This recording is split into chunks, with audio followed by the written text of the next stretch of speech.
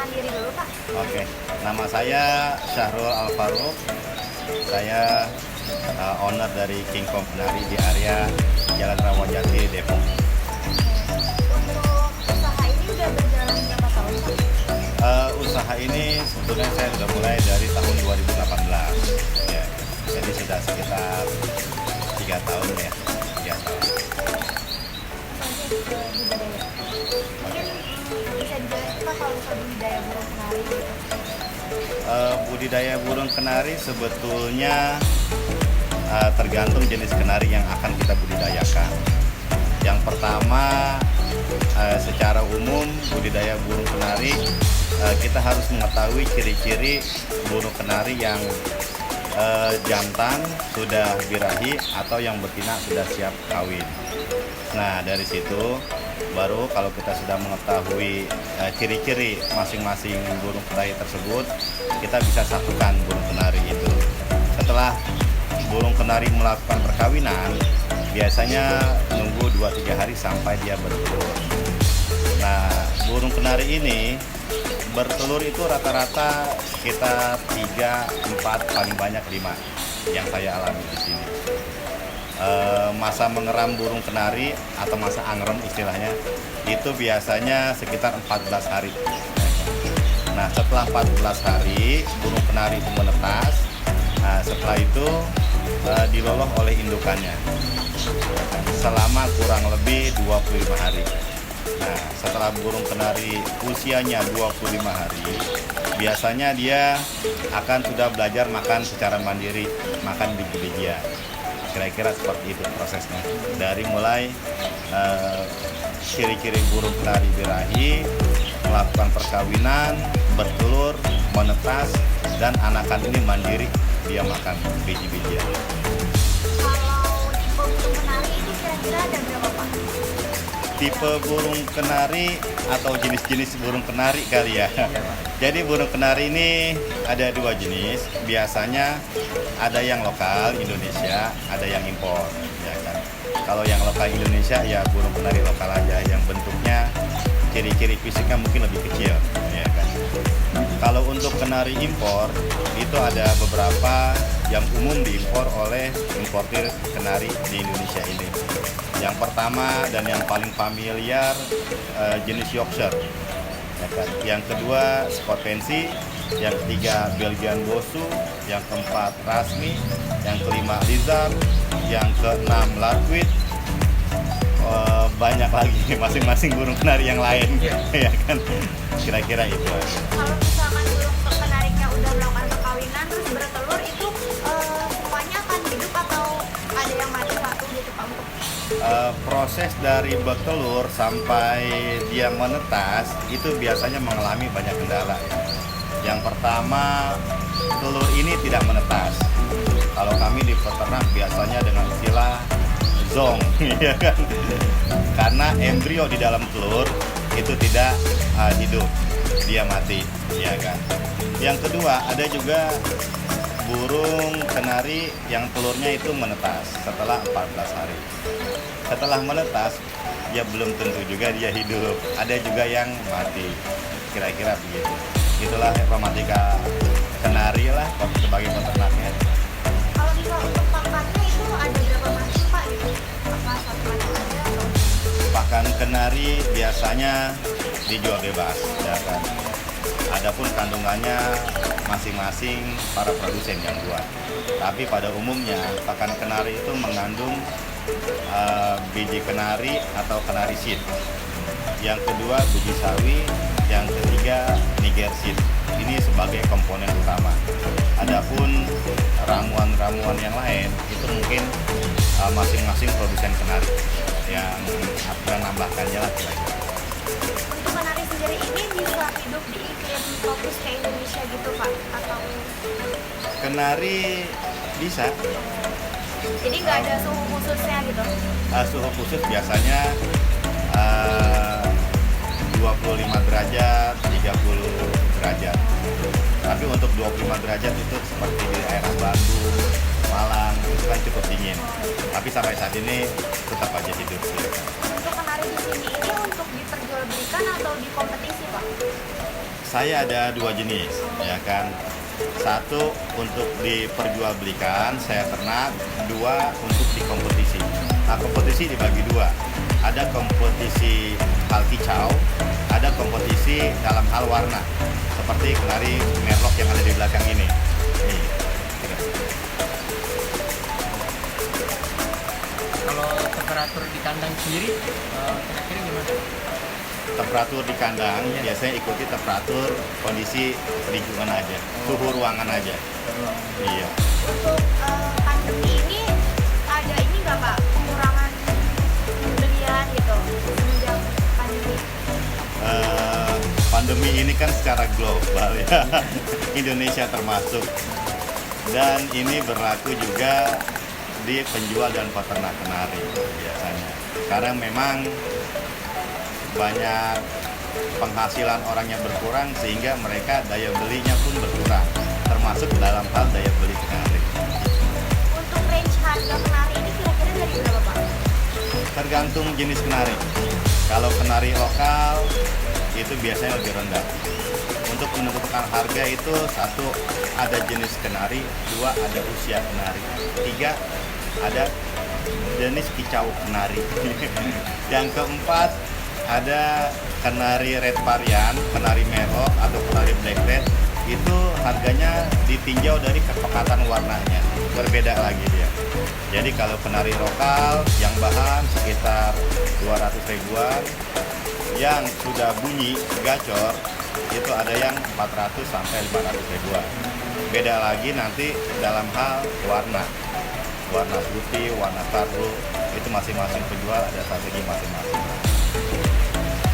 Kenari yang seri F1 juga begitu, bahannya sekitar 700 sampai 900 ribuan, yang sudah bunyi bagus sekitar 1,5 sampai 1,8 juta, dan seterusnya.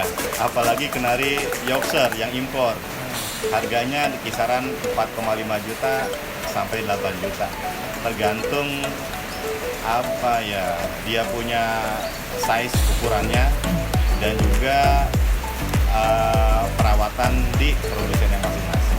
Kalau misalkan kenari impor sama kenari lokal itu bisa dikawinkan atau enggak Pak? Bisa. Jadi itu namanya persilangan kenari. Sebagai contoh, kenari impor kita sebut salah satu jenisnya Yorkshire. Kita silang pada kenari betina lokal. Nanti anaknya itu jadi F1 Yorkshire, menginduk pada si pejantannya ini yang impor. Bisa silang.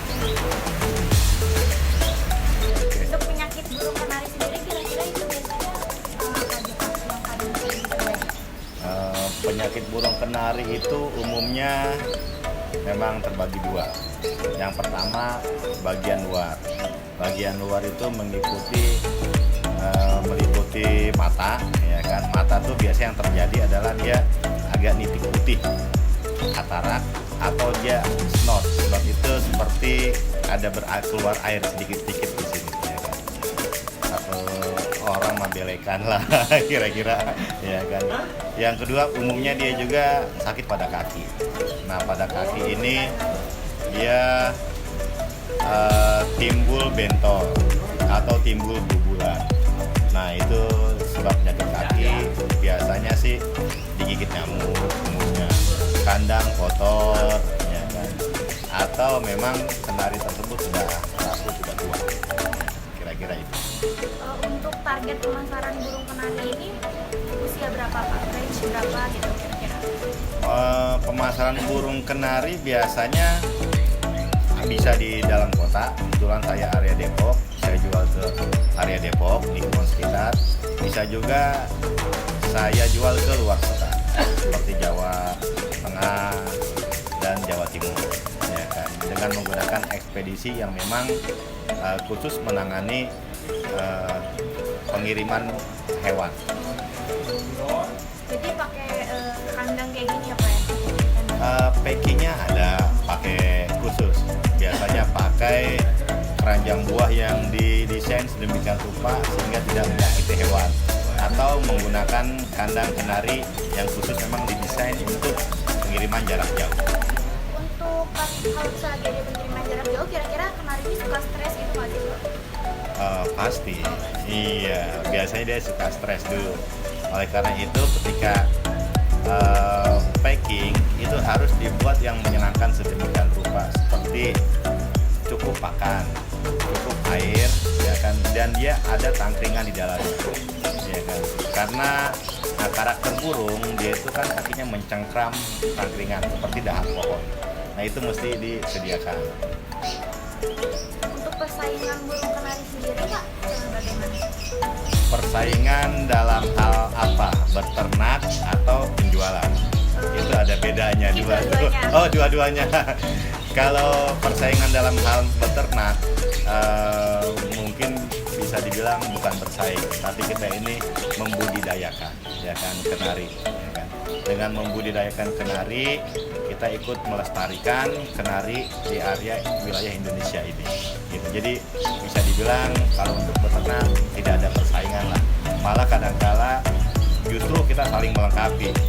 Saya beternak misalkan dengan anakan yang menghasilkan seri F1, F2, F3 dan red varian seperti Merlot dan Blackjack. Sementara yang lain mungkin bisa beternak dengan seri lokal atau seri yang lain. Jadi saling melengkapi. Tapi kalau dalam hal penjualan ya memang ada persaingan. Tetapi kembali lagi rezeki nggak kemana, ya kan? Begitu kira-kira. Nah kalau bicara persaingan, kenari ini itu kan masing-masing penjual itu kan berbeda burungnya, berbeda jenisnya yang dijual, berbeda warnanya, berbeda kicaunya. Jadi dalam hal ini dalam berjualan burung kenari itu tidak mengacu pada suatu standar yang khusus seperti penjualan barang-barang elektronik. Misalkan tipe ini di seluruh Indonesia sama harganya, kenari beda karena dihasilkan dari indukan yang berbeda, serinya beda, warnanya beda, dan lain-lain. Kalau misal burung kenari sini dijualnya offline atau ada online juga? Ya offline sama online, seperti yang di depan. Ini sedang offline.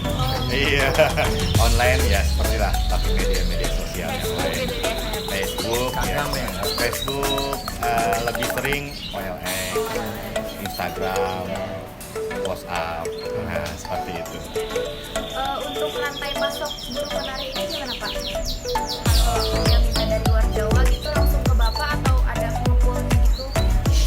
Biasanya kalau untuk ke peternak itu kami pakai pengepul. Biasa. Jadi pengepul dalam partai besar dia tidak hanya menguji kami sebagai peternak di sini. Dia datang ke beberapa peternak mengumpulkan banyak burung untuk di luar kota. Tapi ada juga yang memang langsung menghubungi saya. Kalau saya cari panen, ya kan, langsung minta dikirim. Itu sah-sah.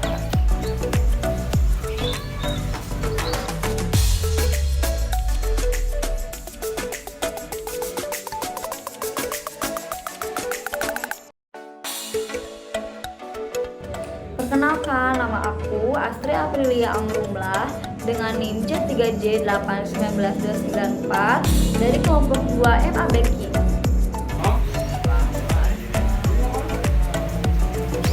Perkenalkan, nama saya Raga Jitama dengan NIM J3J8199319. Nah, saya dari kelas Manajemen Agribisnis Praktikum 1 dari kelompok 2 Manajemen Produksi Agribisnis. Terima kasih. Kenalkan, nama saya Irvianti Septia Pasya, NIM J3J819308 dari Manajemen Agribisnis kelas Q P1 kelompok 2. Halo, perkenalkan, nama saya Fadil Rashid, NIM J3J91930. Saya dari kelas MABK kelompok 2.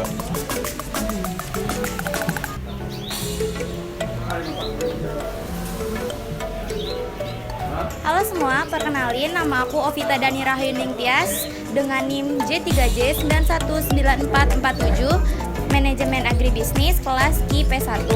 Aku dari kelompok 2.